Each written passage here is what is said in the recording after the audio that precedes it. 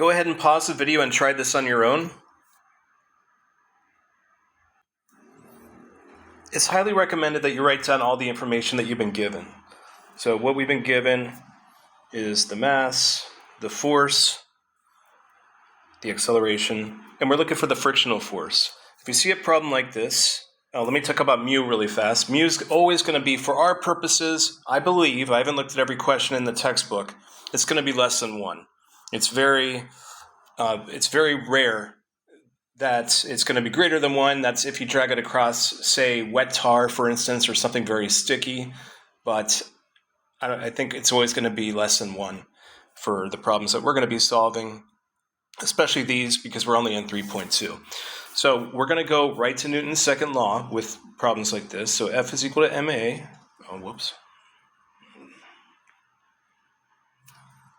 F equals ma. But now there's a twist, a small twist, but nothing we can't handle. We're going to talk about F net is equal to ma. Now what does that mean, F net? So my net salary is what the school pays me minus taxes. So that's my net salary. So what I get before taxes is called the gross salary. What I get after taxes is called the net salary. F net is after friction has been taken away from the force that's applied to the object. So we subtract the frictional force, and we've got a force, and we set that equal to mass times acceleration. Now all we have to do, it might be pretty obvious to you now, is just plug in your values and solve. And the frictional force is 6.1 newtons. And just for curiosity, I went ahead and found out what the coefficient of friction is. And it is lower than I thought, 0.14. That's the 2 decimal places. I don't know why they made it a point to say it's a rough plane, because it seems like it should be. So let's look at this. Let's read it. A 20-kilogram crate is at rest on the floor. The coefficient of static friction between the crate and the floor is 0.7. The coefficient of kinetic friction is 0.6. The horizontal force is applied to the crate. Find the frictional force and acceleration when the force is 20 newtons and the force that's being pushed on the crate is 180 newtons.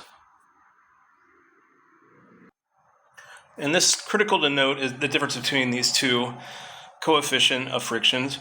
In the static friction, the box has not been moving yet. So it's still at rest. And when more force is applied, then and the box can start moving, then the kinetic friction is going to start. But if the box does not move, in other words, if the force from friction exceeds, let me write this down. So if this is greater than this, then the box, conversely, I guess you're going to be able to predict what's going to happen. If this is the case, then the box will move. So then you'll use the kinetic coefficient of friction for this one.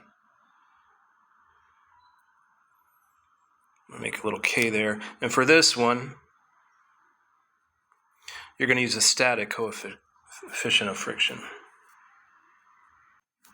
So we start out by finding the frictional force, which is the normal force times mu. And for the normal force, we do 9.81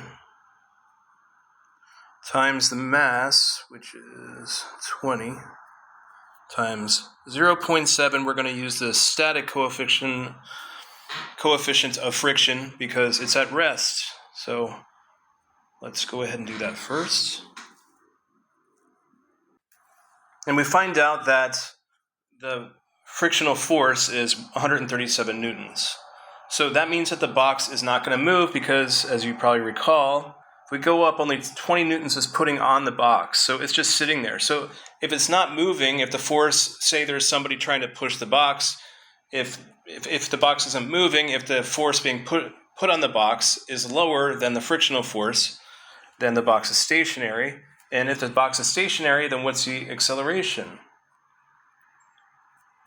The acceleration is 0 meters per second squared.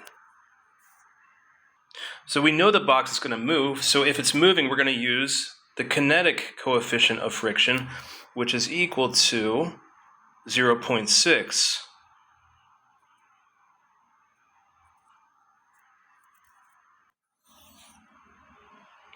So the frictional force with the static coefficient of friction of 0.6 is lower, because once you get the crate moving, then the frictional force takes less of an account because there's momentum, which we're going to study later. So now we've got 118. Now we just have to find the acceleration and we're finished. So to find the acceleration, we're going to use Newton's second law. And to finish this, we find F net set equal to mass times acceleration. We get the new force that's being exerted on the box, or on the crate. Don't remember what it was anymore. And this is the new friction, because the box is moving and friction is lower than in the first instance when it was stationary. So now it's moving, so it will have an acceleration is equal to ma. We go ahead and solve for a, and we wind up with a is equal to 3.1 meters per second squared.